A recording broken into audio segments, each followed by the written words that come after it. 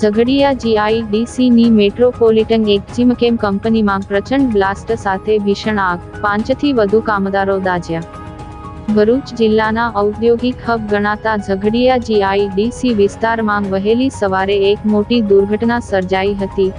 અહીં આવેલી metropolitan એક્ઝિમકેમ private limited કંપનીમાં અચાનક પ્રચંડ બ્લાસ્ટ સાથે ભીષણ આગ ફાટી નીકળતા સમગ્ર વિસ્તારમાં અફરાતફરીનો માહોલ જોવા મળ્યો હતો। બ્લાસ્ટ એટલો શક્તિશાળી હતો કે તેના અવાજથી આસપાસની કંપનીઓમાં કામ કરતા શ્રમિકો પણ ફફડી ઉઠ્યા હતા અને આગના કાળા ડિબાંગ ગોટેગોટા કિલોમીટરો દૂર સુધી આકાશમાં જોવા મળ્યા હતા। ઘટનાની જાણ થતાં જ ઝઘડિયા અને આસપાસના ફાયર સ્ટેશનોથી ફાયર ટેન્ડરો તાત્કાલિક ઘટના સ્થળે દોડી ગયા હતા।